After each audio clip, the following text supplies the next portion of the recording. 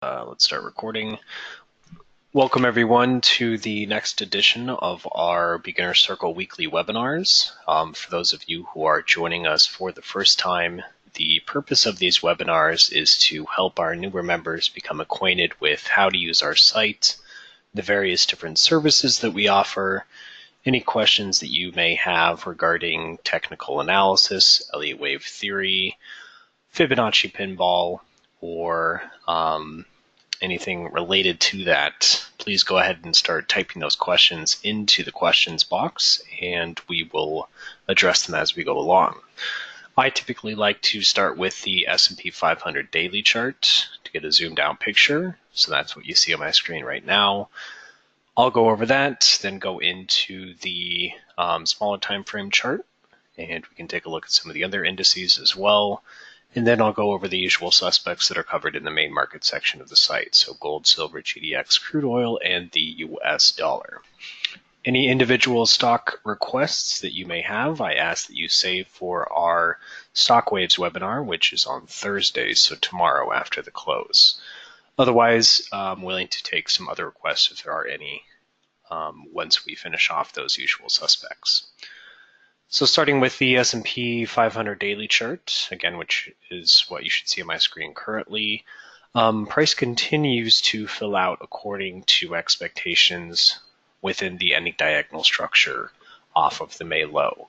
So again, I am counting a fourth wave triangle at the minor degree within our intermediate 5. This is the intermediate fifth wave that began from the February 2016 low. So this would be the initial minor degree wave 1 of that intermediate fifth, the minor degree wave 2, the entire move up from that June 2016 low into the January high that we saw earlier this year as the minor degree third wave, and then that fourth wave triangle that has unfolded since into the May low, and price working on the final fifth of the intermediate fifth as an ending diagonal structure is what I've been tracking for several months now. So again, continues to follow along fairly well with that count, and price, in my opinion, still likely working on wave 3 of the ending diagonal, to be followed by another 4 and 5 to take us beyond 3,000. So since the beginning of the year, we've suggested that overall we should see above 3,000 before this overall primary third wave tops. That still seems to be the case. Potentially getting us up close to 3,100, maybe not quite as high as that exact number, but just underneath there, for the final fifth of the ending diagonal to put in that next major significant top as the primary third wave and kick off that large correction that we're expecting as the primary fourth, which is likely to be at least 20%, if not a 30% correction. I'm leaning more towards a 30% correction at the moment. But for the time being, still do believe that we have further upside to fill out before that major top is put in place. And looking ideally for the next target as this wave 3 of 5 to reach as this 1236 extension fib here at around 2950. So assuming that we are able to continue up from the bottom that we saw last week and break out to a new all-time high again, 2950 roughly is where I'm looking at next to target, finish off the wave 3 of the ending diagonal, and then from there look for another pullback as a wave 4 before setting up that final fifth wave run to the top as the primary third wave. So with that daily chart in mind, let's zoom in to the hourly. Take a look at the micro count here. So again, this is the fourth wave bottom back at the beginning of May. An initial A, B, and C wave up for wave 1 of the ending diagonal, wave 2 down into the June low. And typically I shy away from using combination structures within a diagonal count. Usually they will unfold as either zigzags or flat structures, so standard ABC waves, to fill out the subwaves of the ED, so waves 1, 3, and 5, breaking down into 3 wave subwaves. But in this particular case, it seems like one of the rare situations where a WXY structure may end up being the best fit. There are other possible interpretations, so it's maybe one of those things where it's not abundantly clear until after the fact, but we can continue to weigh those probabilities and still do believe that those probabilities are strongly in favor of further upside needed overall, and being a little bit more conservative as far as placing that WXY structure as the count in order to take us again to that 1236 extension fib at around 2950 as the next major target above. So the current question is, have we put in a bottom to the pullback that began from the late August high, either as a truncated low that we saw yesterday or using the actual low that was struck last week, and starting that next run up again to the blue box target you see here as the wave C of the Y to complete the overall third wave. So if we are beginning that next move higher, we unfortunately at the moment don't have anything clearly impulsive off of either, again, yesterday's low as a truncated bottom or the bottom that we saw last week.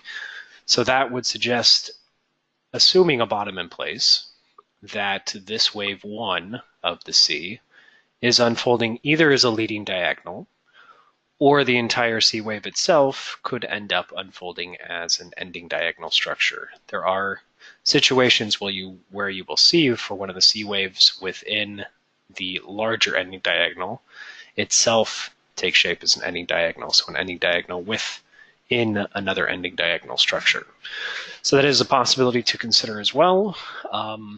Right now, because of that less than clear microstructure, basically messy price action that we see at the smaller time frames here, until we get a cleaner count for the start of this wave C of Y, my focus is both more on the higher time frames, so the hourly and daily charts right now, as well as looking at those individual setups across microland, so the basically stocks that make up these indices that we track in stock waves to see if they continue to support immediate upside or can handle further consolidation or downside.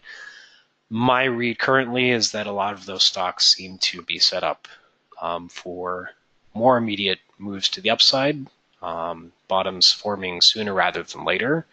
So I think for that reason, there is enough evidence out there to at least lean toward the pullback here off the late August high being complete and price ready to start that next move higher as wave CFY towards our blue target here. Again, it would be even better if we had a cleaner move up off of the low so far, something clearly impulsive or a leading diagonal to consider this wave 1 of C complete. But with that messy subwave structure, we're going to have to give it the benefit of the doubt for the time being, at least.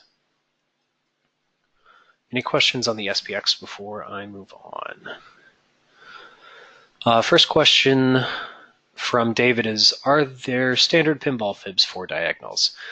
There are fibs that you can use. Basically, you can apply the fibs in the same way as you would for a standard impulse. So you, for Fibonacci pinball, are measuring the length of the wave 1 and projecting that measurement from the bottom of wave 2. So that's the green fibs that you see here on my chart. And for a standard impulse, you normally look for the 1382 extension to the 1618 extension as your target for wave 3 of the impulse. For a diagonal structure, you're usually looking between the 100% and the 1382 extension as your target for a third wave in a diagonal, with the most common target being the 1236. If you do end up reaching a 1236 extension for wave 3 of the diagonal, then the most common pullback target for the wave 4 is then the 618 extension. If that holds and is reached, then the target for the fifth wave would be the 1618 extension for the completion of that diagonal. So those are the most common targets, but it can be used in a very kind of similar manner as within a standard impulse. If you see an extension, for example, you just move those subsequent fibs up the same relative amount. So if you hit the 1382 extension for a third, moving the target for fourth up 1 to the 764. If you were to hit the 1618, same situation, move it up to the 100%. As far as the subwaves, though, within a diagonal structure, there's not really as kind of standard of fibs as you have for the subwaves of a standard impulse. So normally we look in a standard impulse, the wave 1 of 3 to target the 382 to the 618, and then between the 100 and the 1236 for the wave 3 of 3. For diagonal structure, again, not really as standard of fibs for the ABC in there. The most common I've seen, though, is that the initial A wave tends to reach the 764 extension, which is, in fact, what we did see here, although, again, labeling it as a W instead of an A, before consolidating in the B wave, or in this case, the X wave, to then set up that C, or in this case, Y wave, to the 1236 extension. The next question from Andy is SPX ending diagonal up from August 2nd, 2795 to complete the C of the circle 3. From this low here, I have considered that as a possibility, and yes, I think it's reasonable interpretation of the count. Basically, you would count this as the A wave, this is the B wave, and as you said, an ending diagonal structure up since then. So this would be 1, 2, 3, 4, and just needing a higher high as a fifth. That would still likely get us to our target up there at 2950, and again would be a relatively reasonable way of interpreting the count. One of the reasons that I did adopt this version, though, is looking at the Dow Jones Industrial, which the mid-August low that we saw here on the 15th made a lower low on this chart. So you could, you can't really apply the same B wave bottom at the beginning of August on the Dow Jones, and it works very well as the expanded flat for the B wave there. So one of the reasons to stick with that same interpretation on the SPX chart. Again, the end result is not all that different, though. Any other questions on the SPX at all before we move on?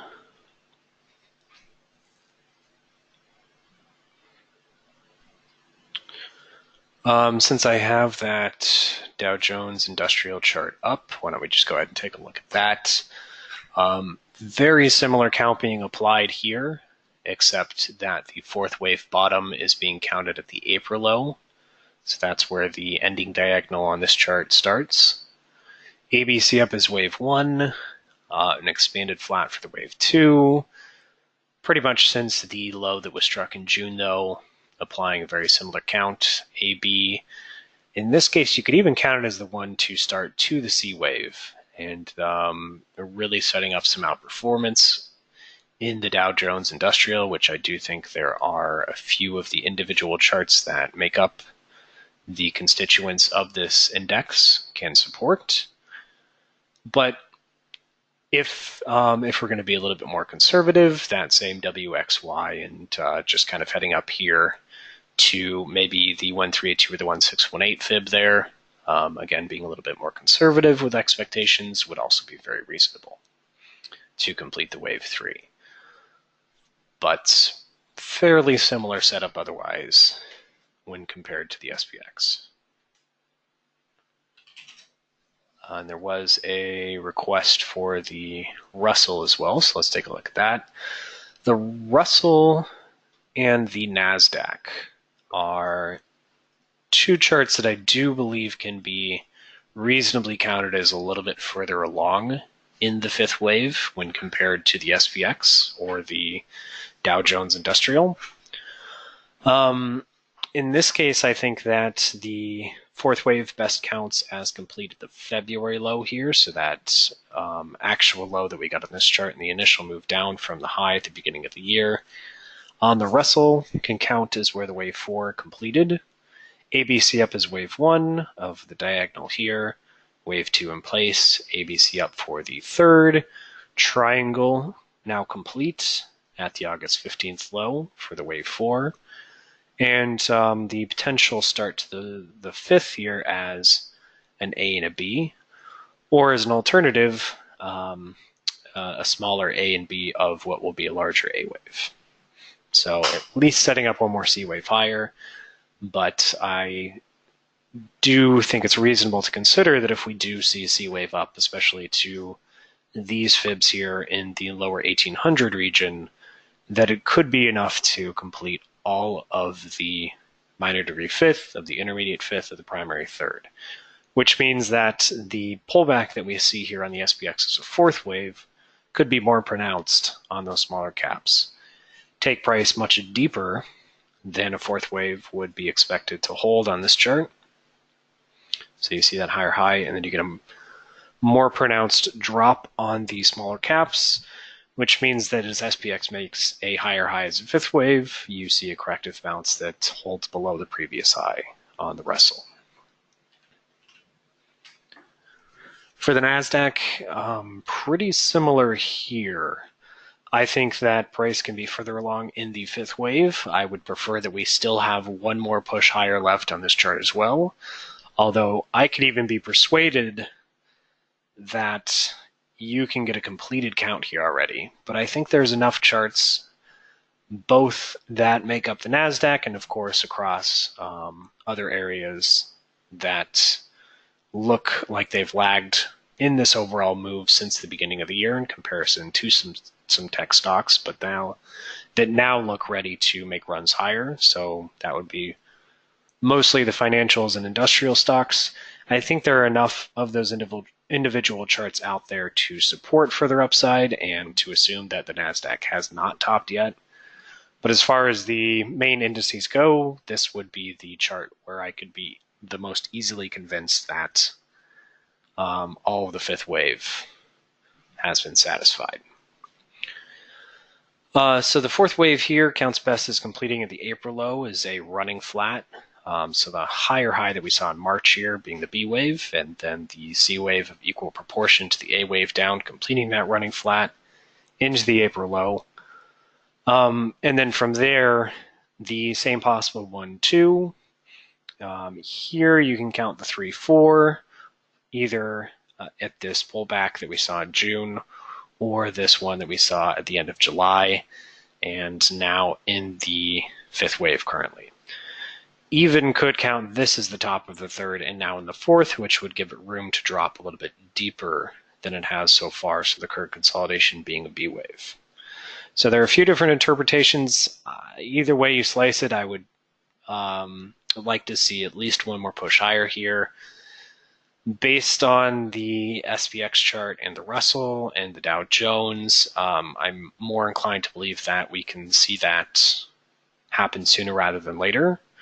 But again, the Nasdaq is the one chart where I can more easily make a case that even if it hasn't topped, and this is the top of wave 3 of the diagonal, that this is an A wave down and a B wave, we can see a C and then turn back up. So basically looks the least convincing to me as the most immediately bullish chart. The one with the most potential and cleanest immediate bullish setup is either the SPX or the Dow Jones as far as potential outperformance there.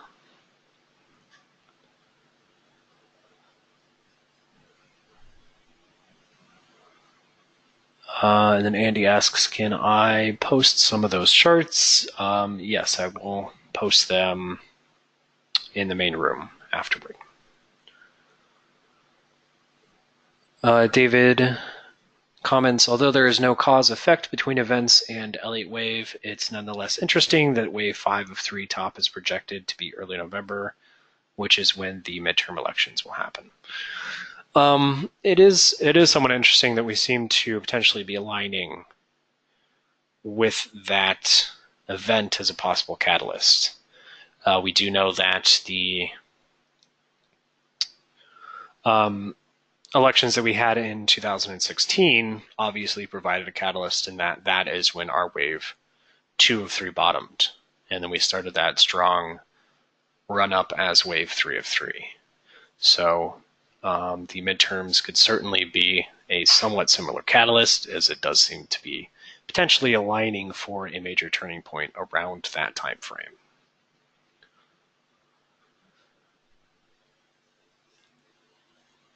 Andreas, when would you say it is safe to short? Once it begins to look like across various different charts we have completed upside, then is when I will start looking for short positions in both the indices and individual stocks.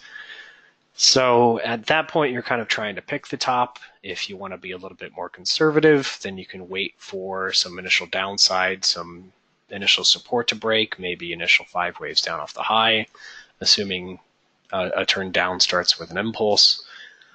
But right now, I do think it's still a little bit premature. So I still think that we can push a little bit higher. I think opportunities are still better in favor of playing the long side, especially on individual stocks that seem best poised for significant runs to the upside from here, which we've been highlighting in stock waves. But getting closer and closer to that point where we need to be more cautious, we need to, start considering that we're putting in that top, and then that's when we can start looking at opportunities on the short side. It's not so much a specific level where, if we hit that level, it's time to automatically switch gears and short. It depends pretty much on price structure, technicals, the various different charts across microland. There are a lot of different things that I weigh my opinion on when reading the overall probabilities across indices here. So, well, it's one of those things where a lot of different things have to come together in order for me to start strongly considering either that we've topped or that we're extremely close to topping. But I will certainly verbalize or vocalize that in the room when that begins to happen. Okay, I think that should cover all of the indices, SPX, etc. I'm not seeing any further questions, so let's move on to the metals, which we're getting some interesting developments in over the past couple of days here. So I'm going to do the same, start with the daily chart, and then we can take a look at the smaller time frames after that. So you see my daily gold chart up at the moment. Looking for basically at least this wave 4 bounce off of the low that we struck last month, and even the possibility that the blue count as the 1212 is going to attempt to hold here. That means likely for the wave 4 there in red that we should get at least a measured move to the upside. So dividing this into a corrective ABC,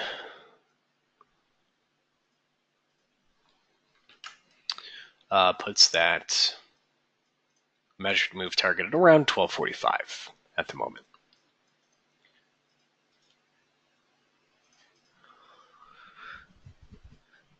So the near-term setup does seem to point towards, again, that measured move setting up as at least wave C of 4 in red to 1245, and then we'll see how the price structure, etc., looks, assuming we reach that target.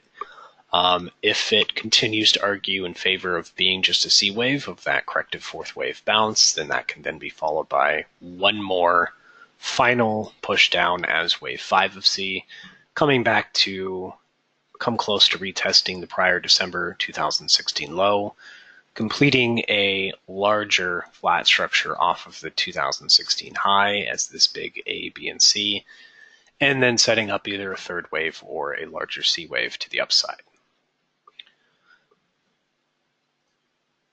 So zooming in, here is how that microstructure looks. Again, the low struck yesterday is looking like it completed the B wave of that fourth in the red count, or that possible 1-2 if more bullish in blue, with price now filling out the C wave. So assuming a standard impulse for that C, price should still be filling out the initial 5 waves up as wave 1. So even potentially only the wave 3 of 3 within that 5 up off of yesterday's low complete at today's high. That means that the current pullback can count as wave 4 of 3. 1205 to 1201 would be your support that should hold, is either the wave 4 of 3 or the higher degree fourth already, to set up at least one more higher high as a fifth wave, again assuming we're getting 5 up off of yesterday's low. So that's the support that should hold for that case, 1201, to set up at least one more higher high as a fifth, and maybe even another 4-5 after that. Once we do get 5 waves up, again, that should be the wave 1 of this, the wave 1 of this red C wave, so expect that to be followed by a corrective wave 2 pullback once that 5 up completes. And then from there, fill out waves 3, 4, and 5 into the 1245 target, that measured move fib, in relation to the size of the A wave.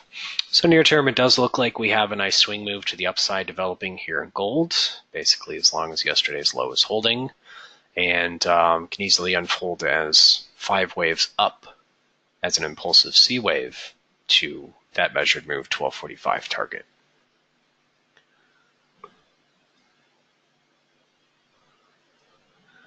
Next up, let's take a look at the silver chart, also starting with the daily here. As you can see, I've, for now at least, taken the 1-2 count off of my chart.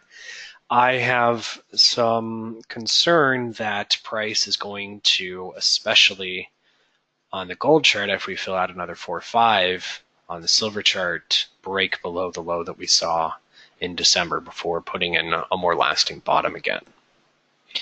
And if we do break below the low that we saw in December of 2015, that would invalidate this being any sort of 1-2 to the upside. Now, it is possible that this could just be an extension of the move down from the 2011 high, then we reattempt another 1-2 from there, which I've discussed with Avi is something he's more than willing to consider and doesn't have as much of an issue with. But for me, especially if the move down into this low is going to be made on what looks more like a 3-wave move, rather than a 5-wave termination move, I'm going to consider that it was a B wave of what will be an expanded flat. So still setting up a strong move to the upside, but potentially only as a C wave rather than the start to a new long-term bull market. But let's focus on what we have in front of us for the time being, though. We'll come to those possibilities later, if and when we put in the next bottom. Near term here, though, similar situation. It does look like silver can be set up to see a bounce from here. In this case, possibly as just a wave 4, though, and this can match that red count on the gold chart to then set up one more final low as a fifth and then put in that more lasting bottom. But if this is a 4th wave bounce, then it should be taking us back to at least 1474, maybe as high as 1507. But if it is a 4th wave, shouldn't exceed those 2 fibs before turning back down for another low as wave 5.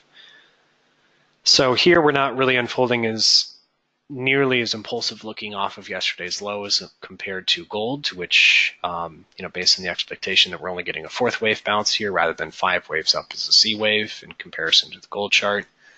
Not all that surprising, basically, that we're not unfolding as an impulsive move off the low and it's looking more corrective here. But that can easily just be the A wave, and overall still expect this to reach higher. But again, an ABC 4th wave up to 1474 is about as confidently bullish as I can be at this time. Can't really place As much confidence behind all of a bottom having been struck here and getting a stick save above the December 2015 low.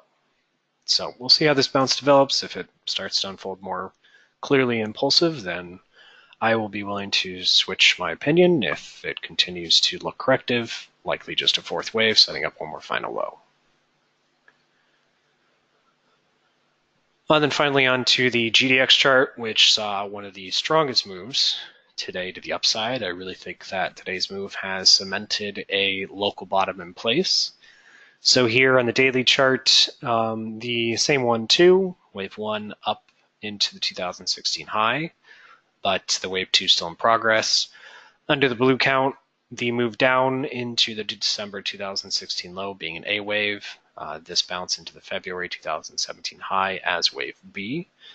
Then an ABC1, ABC2, ABC3 of an ending diagonal C wave, and potentially left now with a fourth and a fifth needed. So at a minimum, I think we are starting this fourth wave bounce, which should take us back up close to 21 again before turning down and filling out that possible one more lower low as wave 5. So that can fit somewhat well with the potential in golds there for the wave C of a fourth to the upside and then getting another push down as a fifth. Same kind of fourth and fifth to fill out here on GDX. However, the alternative would be this WXY count in green. And one of the reasons I'm willing to consider that is I think there are enough individual miners charts that can count as complete or putting in that bottom to primary wave 2 at this low rather than needing another fourth and 5 and lower low after this next bounce. So there are plenty of individual charts that can support a bottom forming sooner rather than later. However, there was a somewhat similar situation when we put in the bottom back in 2015, where some of those charts, the stronger ones, ABX, NEM, etc., actually put in their bottoms here back in August and September and put in a wave 1 and 2 since then. So the final low that we got in GDX that reached a nominal new low compared to the ones we saw earlier that year held as a wave 2 on those stronger charts like ABX, NEM, and a few others. So it's possible we see something similar here for those charts that do seem to support a bottom sooner rather than later. ABX is on that list again, where we can bounce impulsively on those charts, fill out a wave 1. Only bounces a wave 4 here on GDX, see a lower low as the fifth, and hold a wave 2 on those other charts. That does not reach a lower low. Either way, we'll see how this bounce here develops. I think there's a good chance of at least revisiting 21 as that blue fourth wave. If it looks clearly impulsive rather than a clean ABC up into that resistance, though, I'll be willing to put more faith behind that green WXY and a bottom already in place at the 618 retrace. So we'll have to see how this bounce develops.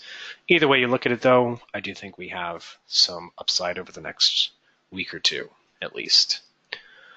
For the GDX micro off of yesterday's low, I would prefer somewhat similar to gold that today's high at a minimum was just wave 3. We pull back in a fourth, see a higher high tomorrow as a fifth to give us 5 up. As Avi posted earlier today, though, it's not out of the question to fit the full 5 up already in place. And this is now wave 2 pullback.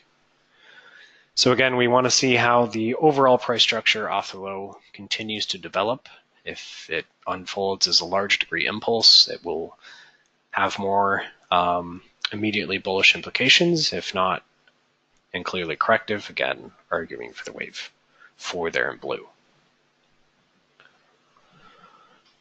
All right, let's take a look at any questions you guys may have on the metals and miners. Nissim asks, I'm thinking about the drop we had in January. What do you think happened? And do you think the next downturn could be as sudden? That question was going back to SPX. The reason I think we had that sharp reversal that erased the gains that we had basically at the end of last year so quickly is because of that extension and parabolic top that we saw into the January high. basically price exceeded standard expectations for those fibs and got a couple of extensions, both an extension in the third wave and extensions at some of the smaller degrees as well. And that ramp up into parabolic fashion where basically price is reaching a non-sustainable slope is what caused that quick reversal. You'll see that when you see situations where price is kind of going parabolic to the upside or really dropping too quickly to the downside, you can often see a equal reaction in the opposite direction once that turn happens. So quickly reversing that parabolic move in the initial A wave down here of the triangle, a situation to the downside where the same can happen would be kind of the low that we struck in 2009 and how quickly that was reversed as the same sort of spike type movement, but in the opposite direction.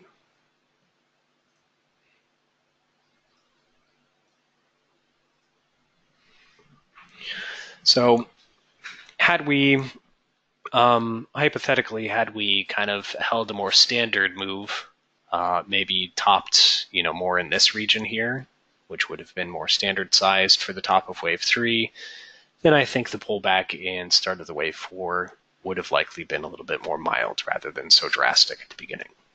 But because we saw that parabolic blow off top, the reaction in the opposite direction was kind of mirroring that same acceleration.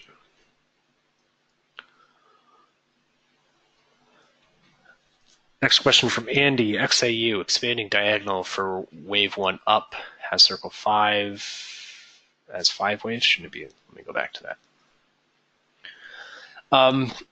Yes and no. I mean, it's not impossible to get this as an A, B, and then smaller C wave in there. Is it cleaner as far as counting as 5 waves as 3 waves? Certainly, it leaves a little bit to be desired. So basically, that's one of the reasons to also consider the A, B, and then C wave down as that larger flat as well.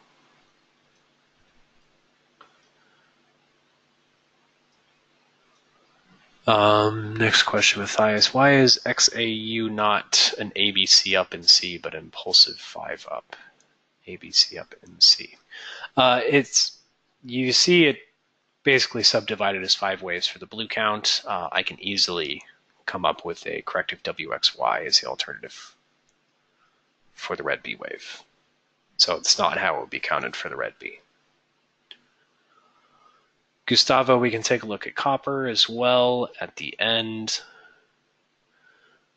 Andy asks, XAU, AG, and GDX look quite different. Why the attempt to take clues from one to the other? Does not appear historically that any of those charts leads or follows, causes more confusion than helps. I wouldn't really say that historically they don't follow. I mean, the metals complex overall is going to make the same moves, relative at higher time frames. You're not going to see, for example, gold in a bull market and silver in a bear market for extended periods of time. It's, they're going to be moving in unison together, just at various different magnitudes in each respective move. So for that reason, if I don't see a clear setup for a bottom in silver, and it suggests that there's further downside needed there, but I see a possible, although not that reliable looking setup for a bottom in gold, it's going to make it a little bit less likely that I'm going to trust that setup in gold if I don't see something clean in silver as well. But I think there can be a lot of value, especially when you're talking about GDX and looking at the individual constituents that make up that index, as far as weighing the individual counts on those respective charts to get a better idea of the probabilities of those counts on the larger index itself. So again, yes, the micro counts are not going to match up all the time, but as far as broad strokes and larger swings, they're going to be moving in unison.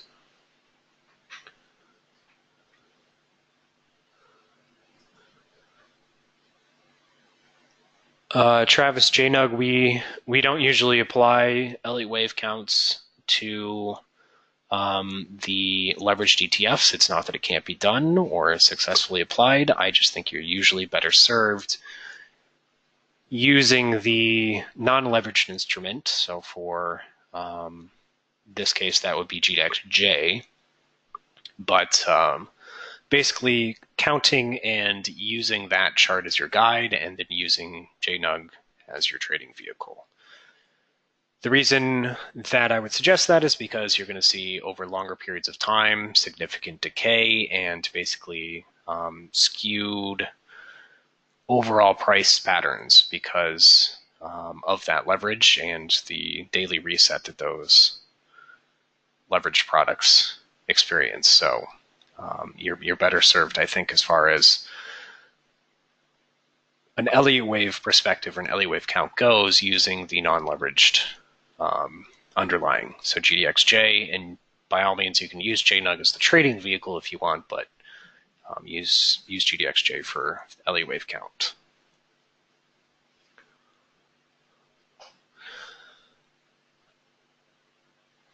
Andy says he was referring to the XAU, AG, and GDX daily charts. So I mean, yeah, again, not speaking to the smaller time frame micro counts, but broader strokes. You know, they all turned up and put in their bottoms. Gold and silver were able to bottom in late 2015. GDX took a little bit longer, bottomed at the beginning of 2016. Saw those highs in summer of 2016, etc. The larger swing moves are going to occur across all three charts.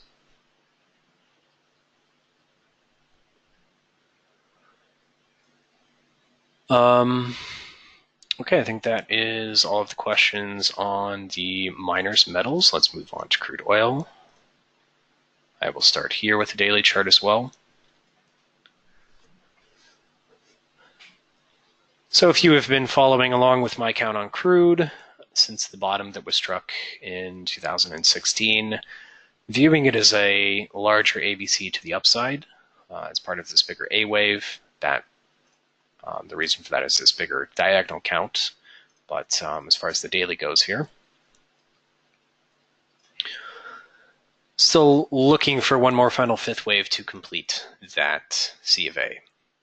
So this basically running flat consolidation that we saw into the June 2017 low, completing the B wave, and then an impulsive 5 up since then is wave C. So this is 1, 2. The high that we saw in July, wave 3. The recent low that we saw last month, wave 4. And now looks like a nice 1, 2 start to the fifth wave. So basically think that we can see a swing move to the upside here over the next couple of months. The initial 5 up off the August low should be wave 1 of 5. The pullback into last week's low should be the wave 2 as a 618 retrace. And now we should be working on the next 5 up as wave 1 of 3. We've already reached a 618 extension, which is the typical target for wave 1 of 3 at today's high. But the subwave structure argues for one more micro fourth and fifth needed to complete that 5 up off of last week's low as the wave 1 of 3. So near term, I would prefer that we pull back a little bit further into this 382 to 50% retrace of the wave 3. That would be 69.73, 69.27.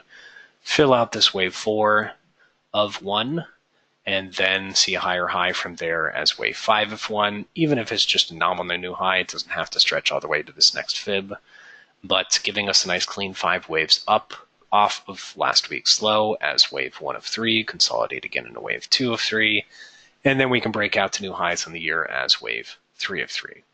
That should take us to at least the 1236 if we reach all the way to the 764 extension though. As the wave 1 of 3, then the 3 of 3 may be able to stretch a little bit higher as well to that 1382. But overall, as long as we're holding above the August low, and especially as long as we're holding above last week's low into that 618 retrace, the setup here going forward in crude appears to be bullish, again to take us into the 80s as this fifth of C before we strike the next major top. So more likely than not, this top is going to coincide with the top of primary wave 3 in equities. Any questions on crude before moving on?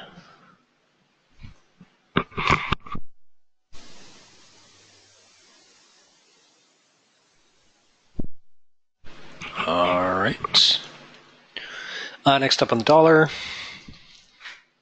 Same situation here. I will start with the daily, and then we can move on to the 2-hour chart there. What I see is 5 waves up off of the February low struck earlier this year. So a 5-wave move in isolation should not be a complete correction by itself. So even if this move up is corrective to set up further lows in the future, it's more likely than not only an A wave to the upside. So that's what you see there in red.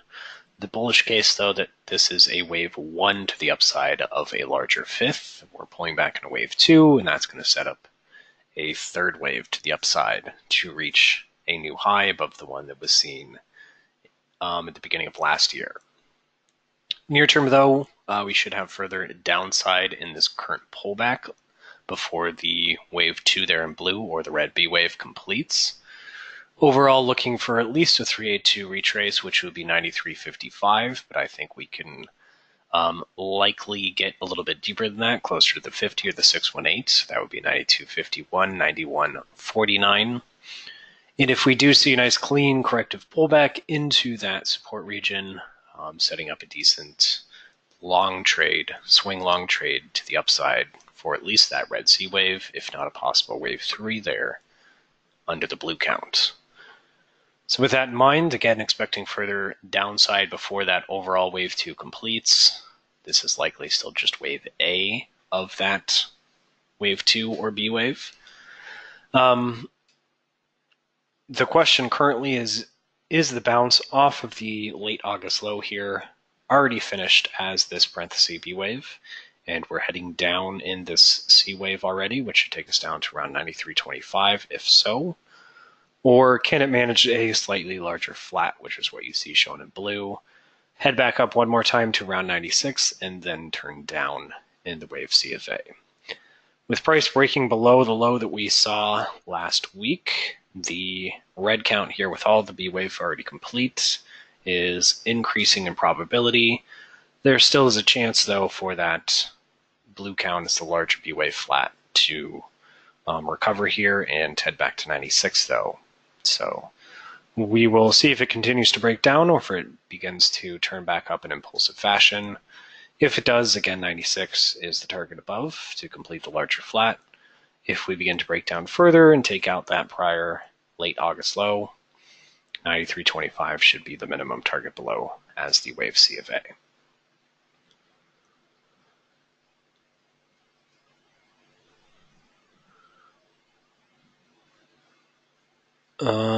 Next question. Andy asks, is there any back channel discussion as to the significant BTS drawdowns, 15, 20, 45% versus EW counts and probabilities, metals, and energy? BTS, are you referring to the Bayesian timing system? Bayes? Any questions about that, you're probably going to have to refer Luke to. Can't really comment on his system there. From Matthias, yes, in DX, your big red A is 5 waves. I thought that it had to be subdivided as an ABC structure to be an A wave. That is incorrect. An A wave can be a 5-wave structure within a zigzag pattern. According to Avi, I think he would say that A waves are more likely to unfold as a 3-wave subwave structure rather than 5 waves. I guess I would agree, but I wouldn't say it's that significant of a skew as far as how often you see a 5-wave subwave A wave or a 3-wave subwave A wave. So definitely is valid to have a 5-wave A wave, though. Next question, there is a large big picture difference between your DX count and Obvious. Obvious is looking for the longer term correction and the dollar potentially targeting 80. Do you see this as a possible alt? So that's basically my red count. More significant C wave top in place, 5 waves down as the start to a more significant correction, and then an ABC bounce that will stay below the prior 2017 high and then drop again in at least a C wave. The reason I'm struggling to assume that the dollar is going to head to new lows below the lows that we saw earlier this year from here is basically that possible 5-wave move to the upside. It counts much more cleanly as 5 waves than anything corrective. It's a pretty textbook looking impulse, to be honest. The only way that you could come up with a count that would suggest immediate new lows from here would be counting that 5 up as wave C of an expanded flat. So basically this would be an A wave, a B wave, and then a C wave, and it's not really clean enough. It's pretty ugly looking for me to put any confidence behind. So I'd really have to see a clean 5 waves down from this high to reconsider that this current pullback is not going to be corrective. So especially if we are unfolding as a clean 3 waves, I think at least we're going to get a C wave to follow to the upside from here.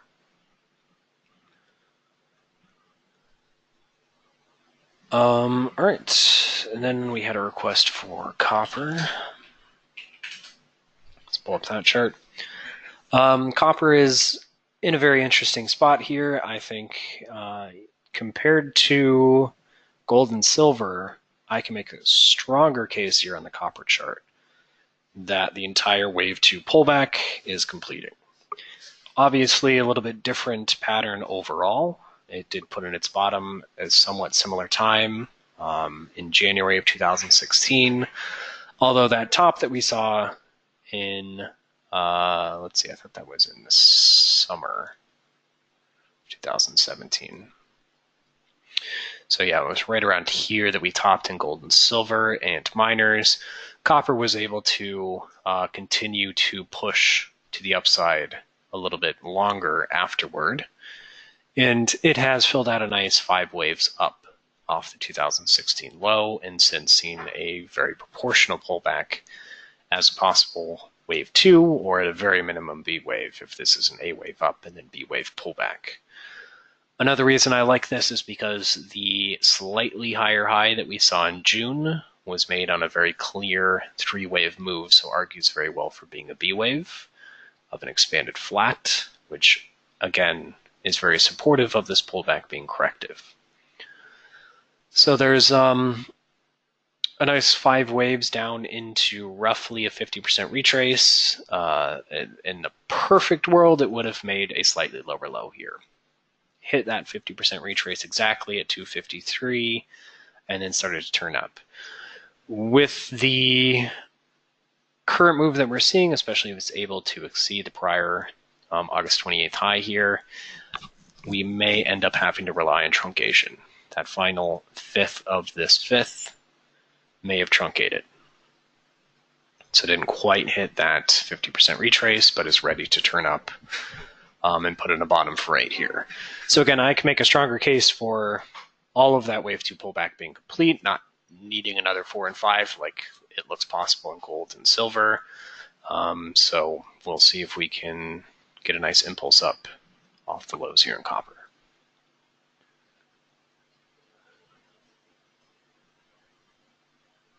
And then NG is another request, natural gas. Let's take a look there. So on my daily chart, as you can see, I am considering a possible leading diagonal to the upside here. Off the low that was struck at the beginning of the year, this would be 1, 2, 3, and 4, and now in the 5th wave.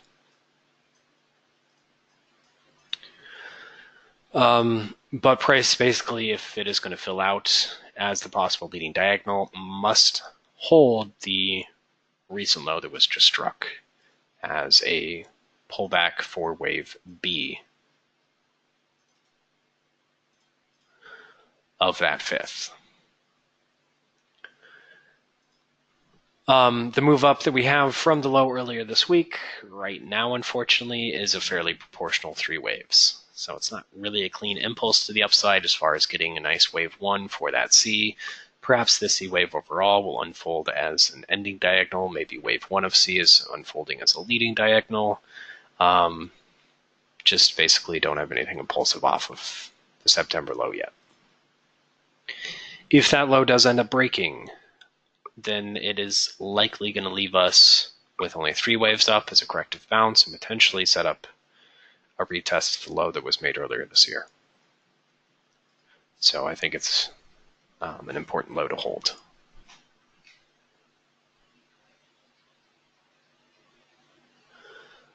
Pathilla, we did look at the NDX at the beginning of the video. My comments were basically that I think that it's further along in the 5th wave in comparison to the SPX and the Dow Jones Industrial.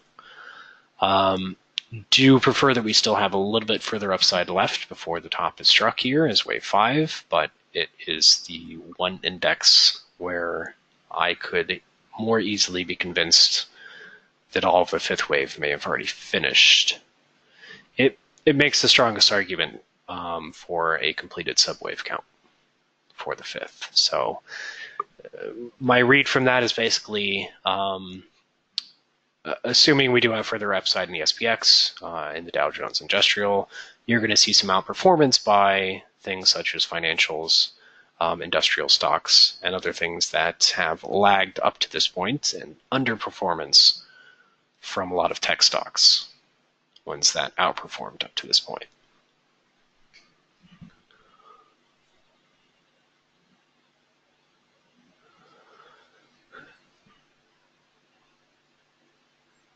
My expectations for the Nasdaq are pretty much the same. The question was, if it reaches a multi-year top, would that make you consider the S&P and the Dow could go down with it? So my expectations for the Nasdaq are pretty much the same as the SPX and the Dow Jones. Looking for a primary 3rd wave top as the next major top, and then we get a primary 4th wave pullback. So that's the same expectation for SPX, primary 3, primary 4, and for the Dow, primary wave 3 top, primary wave 4 correction.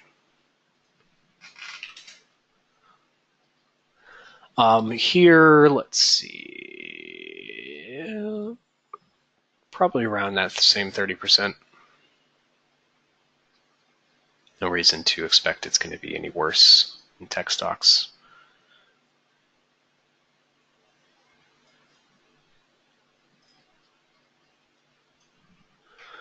But basically the same expectation there.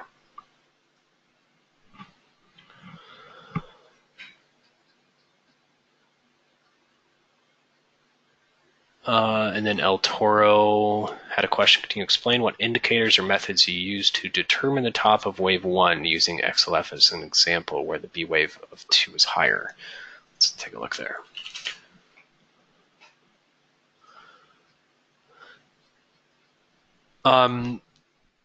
For determining the top of 5 waves up, what you're going to be looking at primarily is price structure, then fibs, and then technicals are basically your 3 different tools to help determine when a portion of a wave structure has completed or if it may need more subdivisions to complete. So for XLF as the example, the reason to consider that this may have been a B wave high is, 1, that's how the indices were being counted, that same flat structure. 2, it really looks like 5 down here off of that high, 1, 2, 3, 4, and then 5 waves, much more so than any sort of 3-wave move. So another reason that can be B wave high, because 5 down shouldn't be a complete correction by itself in isolation. So 5 down would be wave C of that expanded flat. As far as fibs and technicals go, I wouldn't say there's anything that substantial here that would clue you in. It's more about price structure in this case. Either way is not all that unreasonable to count it if you want to use that high as the top or count it as the expanded flat.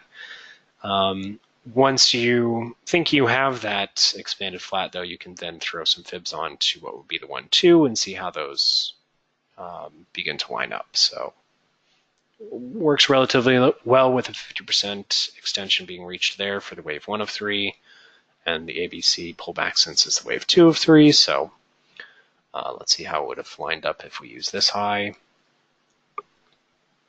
Not quite as clear of a tag as using this high, so another supporting reason for the expanded flat. XLF may not be the best example. There are other ones I'd say that are cleaner examples of an expanded flat in a B wave, but price structure is going to be your main determining factor, basically.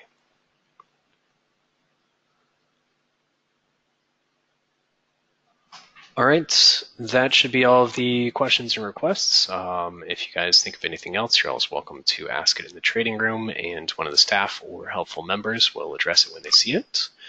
Otherwise, thanks again for your time, and hope you guys enjoyed it, found it useful, informative, etc. Have a great evening, and see you again next time. Take care.